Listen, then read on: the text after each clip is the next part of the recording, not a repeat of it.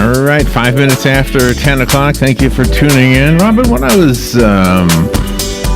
pushing 20, which is 165 years ago, when I was pushing 20, I had no problem just getting in the car and going wherever I wanted to go. Mm-hmm. And my mom and dad would say, what are you going to do for money?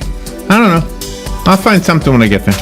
I'll just be like a hippie or something. And so with that attitude, I went to New York, I went to California, and probably everywhere in between, and found these little jobs. You know, day labor is an amazing thing.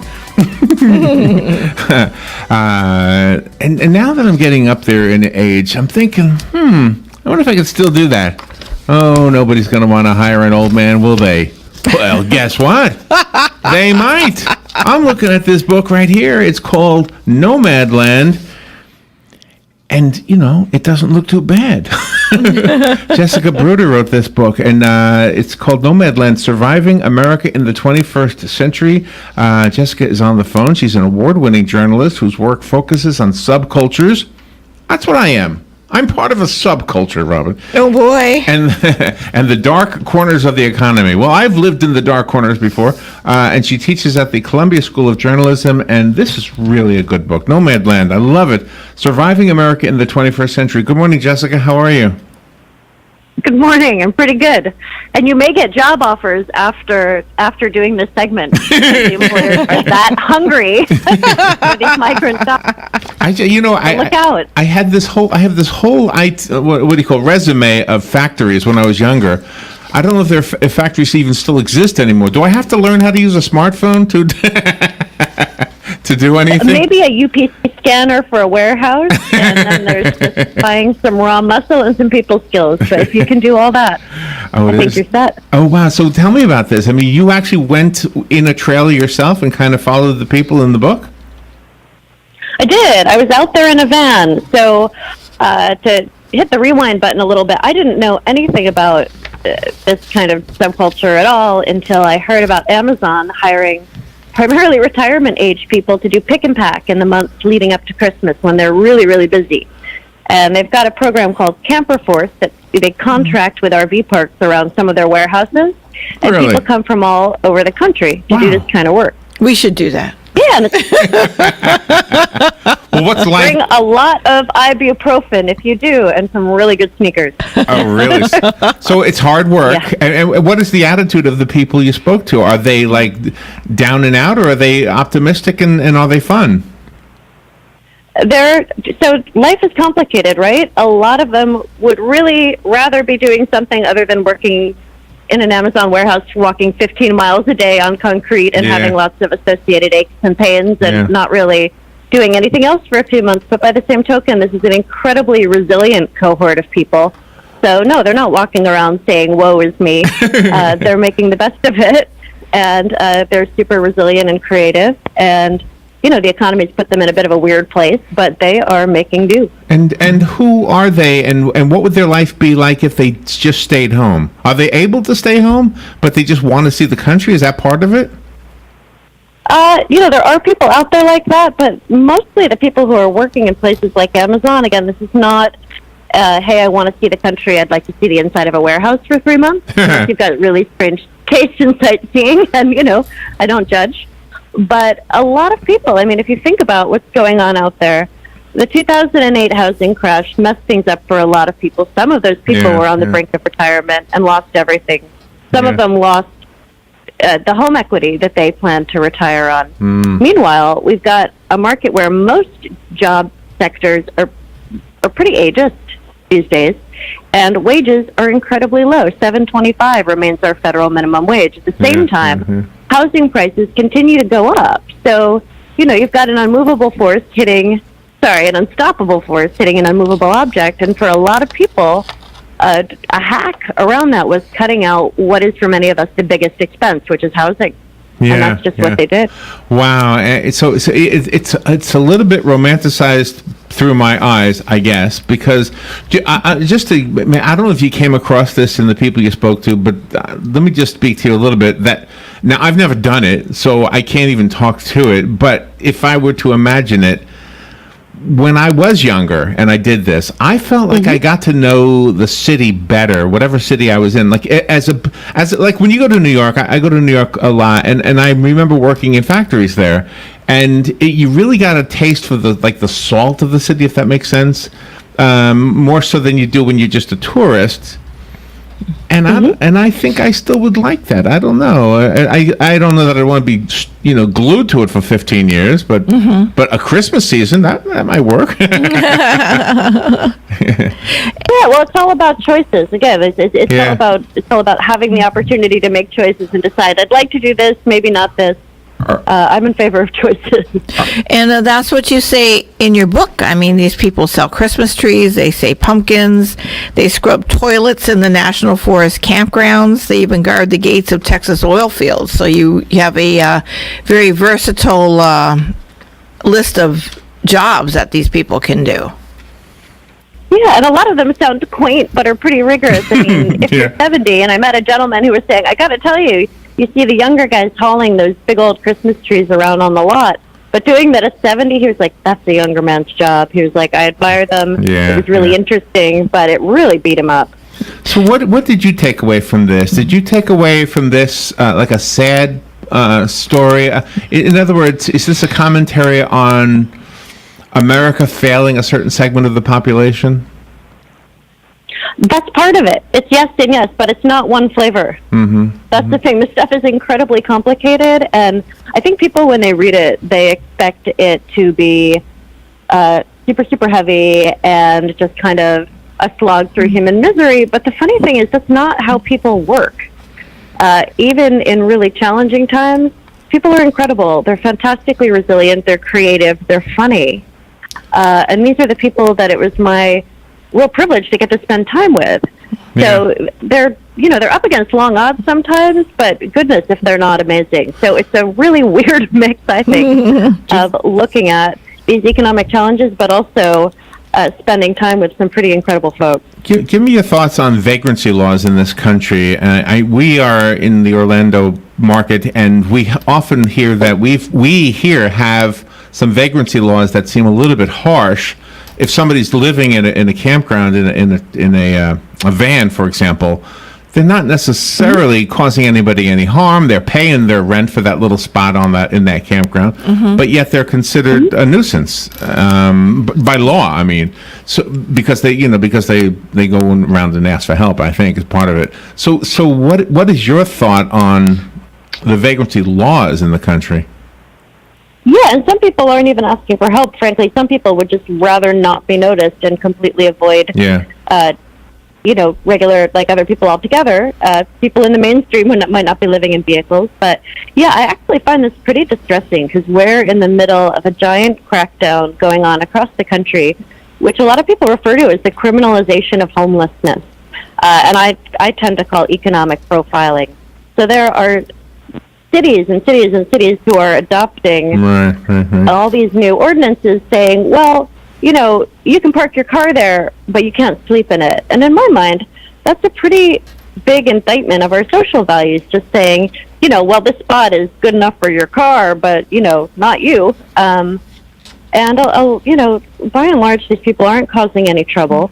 We've got a whole system with the national parks where often you can stay for 2 weeks free of charge. And in some areas, the rangers have started demanding that people not only give an address, but prove that they spend a reasonable amount of time living there. And if people can't do that, they've been saying, okay, you can't have your free 2 weeks here that every American citizen is entitled to, and any visitor to the park is entitled to, frankly, because you are homeless, and that means you are making our park your home. Get out.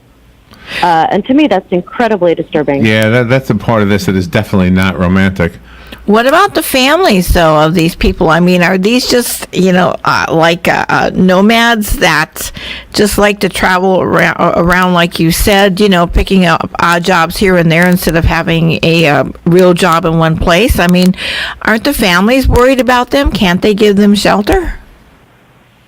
Some of the families are worried, and some of the families are in really tough economic circumstances themselves. I mean, I remember visiting one woman, and I was out in my van, and they said, oh, you can stay inside tonight, but considering the woman I was writing about was already sleeping on her daughter's couch, one of the daughters was already sleeping in what had been a walk-in closet.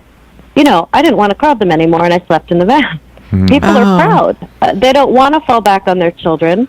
In some circumstances, they don't have children. And in a lot of cases, it's really hard to get back into the market and afford housing when federal minimum wage is $7.25 and housing costs are just kind of going up and up and up. Did you do it the way you did it, having a van as opposed to staying at the Holiday Inn a mile away? Did you do it that way so you could be closer to them and really kind of read between the lines, maybe? You got it, absolutely. Because if you're there and you just show up and you commute in and you've got your tape recorder and your pad and you go away. One of my favorite, they call this immersion journalism, as you may know, and one of my favorite immersion journalists is this guy, Ted Conover, and he talks about reporting on corrections officers and how when he would just go to their events, he felt like he was showing up in a giant cruise ship wearing a bright Hawaiian shirt on an island, and the people who lived on the island would kind of perform and show him exactly the narrative they wanted him to see about the island. Yeah. And then he'd get back on his cruise ship and life would go on as normal. So my goal was to be there when life was going on as normal and not to be wearing a bright, loud Hawaiian shirt. Did you take any of the jobs? I did. I took a couple of them where my preference is to follow people and to shadow them because I'd like to tell their stories with as much insight as I can glean just from kind of following them around. And in the case of the characters in the book, I was literally running after their maintenance golf carts in my jogging shoes so I could witness interactions on some of these campsites. But for jobs where I couldn't go inside, the two I'm picking up here are Amazon's Camper Force program and the annual sugar beet harvest. I did take my van up there, down to Texas, and then up near the Canadian border in North Dakota to get a taste of that work myself.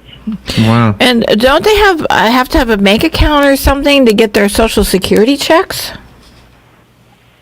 Yeah, I mean, people have bank accounts. It's really weird because everybody does have to have a legal address, right? I mean, think about these people. They need driver's licenses. There's no way around that. They have to be able to register to vote. And insurance. Insurance is critical. So everybody has to be domiciled somewhere. So some folks rely on family members. Other folks find paid mail forwarding services. Other folks go to states that make it really, really easy to become a member of that state. I believe it's North Dakota, where you can just spend one night in a motel and then present it to them, and poof, you are a North Dakotan. Welcome. Wow. I'm not even kidding. Real. Well, so there are all sorts of ways people do it. Going back to my younger days, when I would work with the older guys in these factories, and I knew that they had been there 40 years or whatever, I used to say to myself, one of these days, I'm going to hit it big, and I'm going to come back here, and I'm going to make sure all these guys have some money. The other day, I know I was the delusional guy, but the other day there was a news story about the richest woman died or something like that, and she had like $50 billion. I often wonder, this is just me thinking out loud, and I'm not saying any of us or anybody else's responsibility. We are our own responsibility. Right. But I often wonder, if I had that $50 billion, why would I hold on to that until I died? Why wouldn't I say, let me find some people who could benefit from this? The people you talked about in the book, some of them are veterans, some of them have really contributed to us in other ways, maybe not as moneymakers, but in other ways, whether they were maids or whatever, and just, I don't know, I agree with you. There are only so many donuts we can eat. You know what I mean? We are in a culture that kind of, I do think, encourages hoarding. But if you look at the difference between like $5 to someone like the woman you're talking about and $5 to somebody who's working on that $7.25 minimum wage, we're talking about two entirely different planets. Yes, right? Absolutely, yeah. Do these people, did you find that the majority of these people want to get out of that situation so they can have a steady income and a stationary place to live, or do they just like being in that situation? Well, I think a lot of them ended up in it because they couldn't find a steady income that was compatible with a place to live. But it's funny because when you look at people who were on the road in the wake of the Great Depression, everybody saw it as temporary. If you read the history books, and it was just like, this is a momentary hiccup. Yeah. There's a great Steinbeck quote where all Americans feel they're temporarily embarrassed millionaires, or that's why there are no poor in America, because everyone's a temporarily embarrassed millionaire.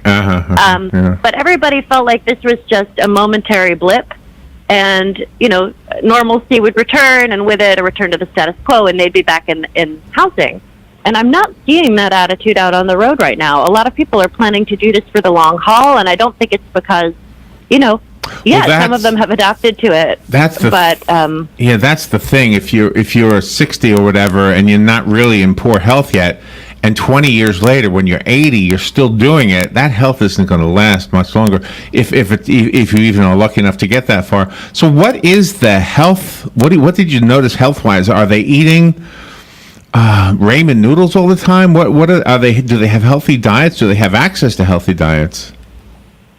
Yeah, I mean, they do the best they can. Gosh, I remember hanging out in a food bank in Quartzsite when a produce truck had just overturned, and they were giving out those veggies like there was no tomorrow. So I did see people cooking more healthily than I expected when they were able to, and when they weren't doing, you know, like a 12-hour-a-day job at the beet harvest. I knew one woman who was cooking an Ayurvedic diet on her gas stove in a van that used to be a former convict labor vehicle. I mean, people are pretty incredible, but when you are working those 12-hour days that get into your bones doing manual labor, I think it is convenient and easy to just, you know, heat up the hot water and have those ramen noodles. So I did see some of that too. Were you with them during the campaign period for the last presidential election, and were you surprised at who they wanted to win, or were you surprised at their knowledge of what was going on or their lack of it? So my reporting ended right before that started? The election, and right before cam season geared up. But one thing I do notice about these folks is if you think about the issues we talked about with housing and just having an address, so many of them are not going to be where their legal address is at the time the polls open. And so few states offer mail-in ballots. And frankly, so many of these people are so far off the grid. They're in a society that, by and large, treats them as homeless when they're in the cities.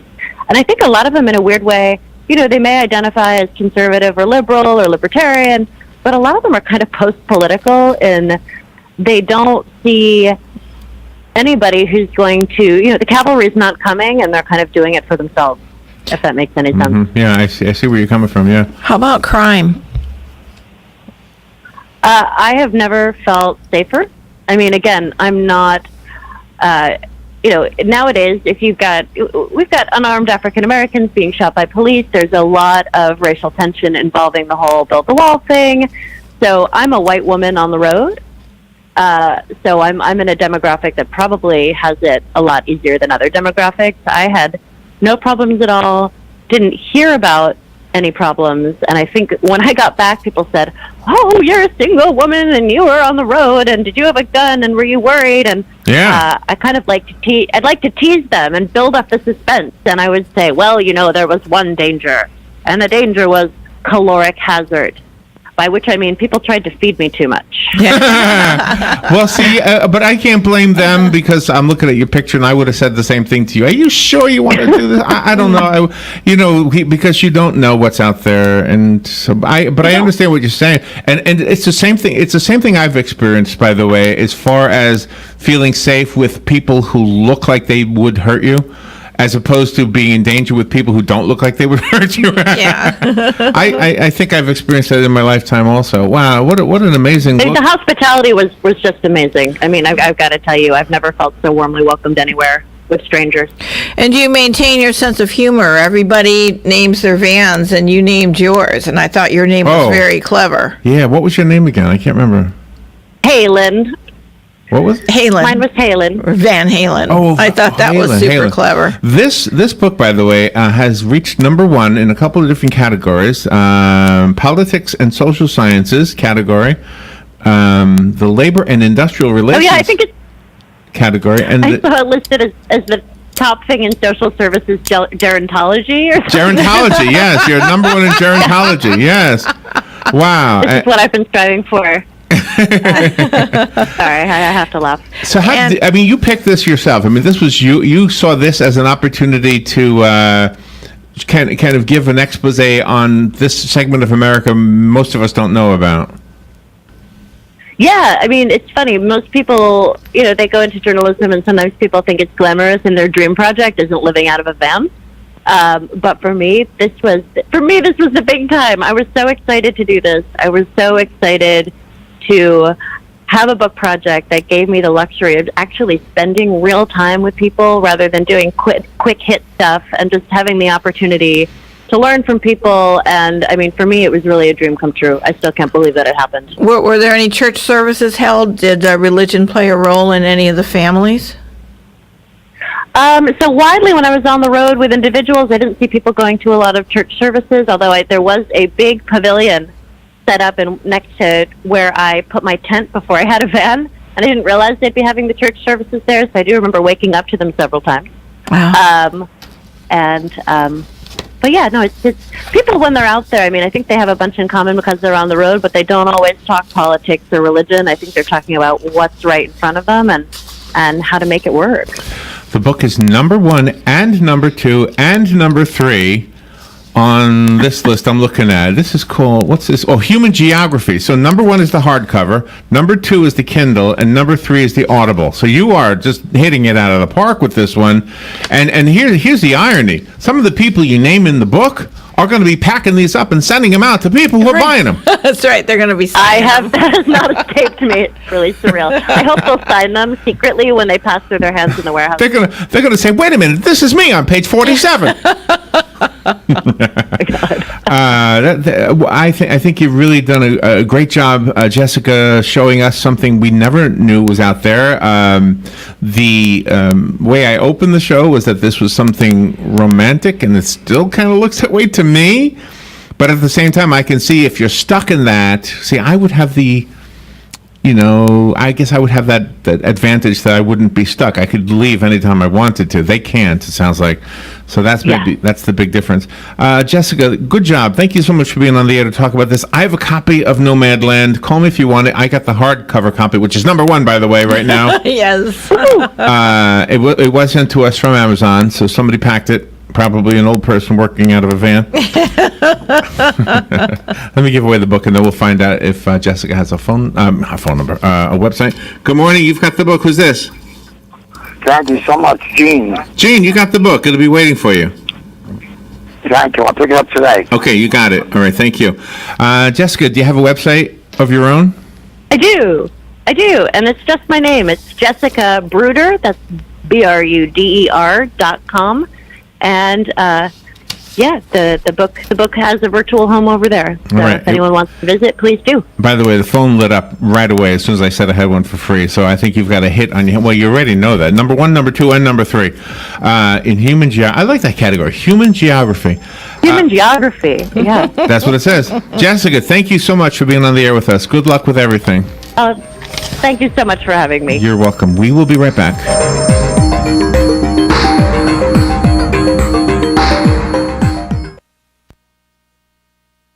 Here is your 30-second news brief. A 32-year-old man from Newbury has died after being struck by a hit-and-run driver in Dunellen. In Winter Park, 2 women were struck and killed by an Amtrak train in an incident police say appears to be intentional. FEMA continues to receive calls from hurricane victims in Marion County seeking assistance to get their lives back to normal, and cruise ship companies are turning their floating cities into disaster relief centers for the Caribbean devastated by Hurricanes Irma and Maria. And that is your news brief from The Source. Broadcasting from the Paddock Mall Studios, this is WOCA, Ocala, Gainesville, The Villages, 1370 AM, 96.3 FM, The Source. Fox News Radio, I'm Chris Foster. Making it easier to get hurricane relief to Puerto Rico, the federal government's waiving what's called the Jones Act for the next 10 days, allowing foreign-flagged ships to deliver goods between U.S. ports. Fox's Geraldo Rivera in San Juan says that can help get bulk relief in here, which is critically necessary. I'm standing in front of one of the zombie condos here that line the strip in San Juan. High-rise buildings without electrical power, without water, 12 stories, 15 stories high, no elevators. To flush the toilet, you need a gallon of water. You have to schlep it up there. So that gives you an idea of the crisis that rich and poor alike are suffering here in Puerto Rico. President Trump had said a lot of people in the shipping industry did not want the Jones Act lifted. And the president tells Fox about NFL owners not cracking down on protests during the national anthem? I think they're afraid of their players, you want to know the truth. And I think it's disgraceful. Fox News, we report, you decide.